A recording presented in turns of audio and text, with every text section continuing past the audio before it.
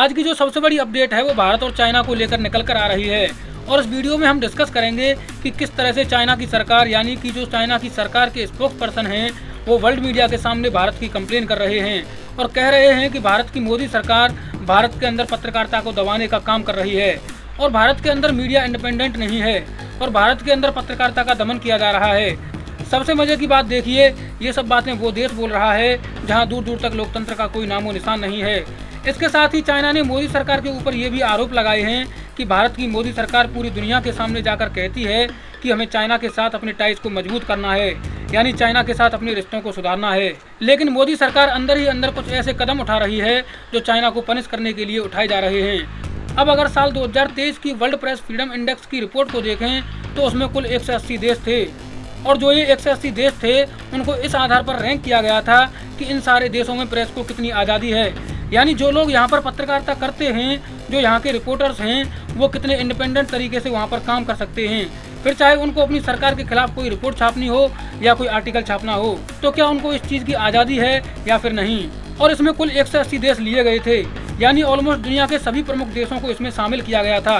अब इसमें भारत भी था और चाइना भी, और जो भारत का रैंक था वो 161 था, लेकिन चाइना की जो रैंकिंग थी उसको जानकर आपको हैरानी होगी क्योंकि इसमें 180 में से चाइना को 179वें स्थान पर रखा गया था, यानी कि दुनिया में सबसे लास्ट में। और चाइना से नीचे सिर्फ एक ही देश था और वो था नॉर्थ कोरिया। अब सीधी सी बात है, नॉर्थ कोरिया तो सबसे लास्ट में ही होगा क्योंकि नॉर्थ कोरिया में कोई मीडिया नाम की चीज ही नहीं है।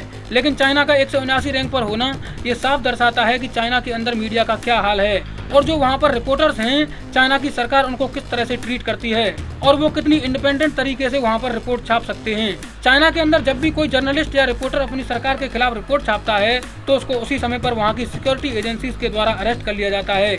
लेकिन चाइना भारत के ऊपर जो आरोप लगा रहा है उससे ऐसा लगता है जैसे चाइना में मीडिया को फुल आज़ादी है और भारत में मीडिया को कोई आज़ादी ही नहीं है। चाइना का कहना है कि जो भारत की सरकार है वो चाइना के जर्नलिस्ट को अपने देश में काम नहीं करने देना चाहती। रेफरेंस के लिए आपकी स्क्रीन पर न्यूज 18 के आर्टिकल का स्क्रीनशॉट है। दरअसल चाइना के विदेश मंत्रालय की स्पोक्स पर्सन माओ निंग एक प्रेस कॉन्फ्रेंस कर रही थी और उन्होंने इस प्रेस कॉन्फ्रेंस के दौरान वर्ल्ड मीडिया के सामने बयान दिया कि चाइना के पत्रकारों को भारत के अंदर काफी लंबे समय से अनफेयर और डिस्क्रिमिनेटेड ट्रीटमेंट मिलता आ रहा है, यानी भारत में चाइना के जो जर्नलिस्ट हैं उनके साथ भारत के अंदर भारत की सरकार काफी ज्यादा अन्याय कर रही है और उनके साथ काफी भेदभाव कर रही है। चाइनीज स्पोक्स पर्सन ने भारत के ऊपर आरोप लगाते हुए कहा कि साल 2017 से ही भारत सरकार ने चाइना के पत्रकारों के लिए, यानी जो पत्रकार चाइना से भारत आते हैं और भारत में आकर मीडिया रिपोर्टिंग करते हैं, उनके लिए वीजा के टाइम को अचानक से घटाकर 3 महीने और 1 महीने तक कर दिया था। और साल 2020 से ही भारत सरकार ने चाइना के पत्रकारों की एप्लीकेशंस को रिव्यू और अप्रूव नहीं किया है,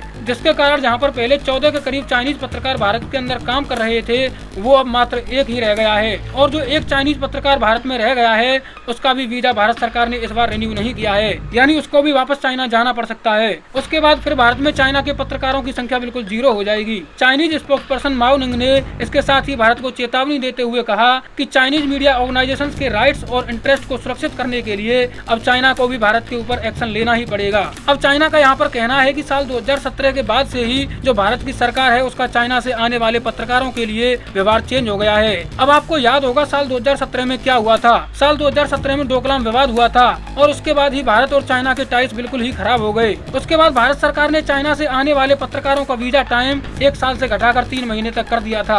इस मामले में भारत सरकार भी झुकने के लिए तैयार नहीं है। इस पर भारत सरकार का सीधा सा जवाब है, जब तक भारत चाइना बॉर्डर्स पर स्थिति को सामान्य नहीं किया जाएगा तब तक भारत चाइना के बायलैटरल टाइज मजबूत नहीं हो सकते, जो कि चाइना सॉल्व करने के मूड में बिल्कुल नहीं है। इस पर हमारे विदेश मंत्री डॉक्टर एस जयशंकर कई बार कह चुके हैं कि जब तक भारत और चाइना के बॉर्डर डिस्प्यूट्स ठीक नहीं होंगे तब तक भारत और चाइना के बायलैटरल रिलेशंस भी ठीक नहीं हो सकते। हालांकि इस बारे में आपकी क्या राय है हमें कमेंट करके जरूर बताएं। Thank you for watching the video.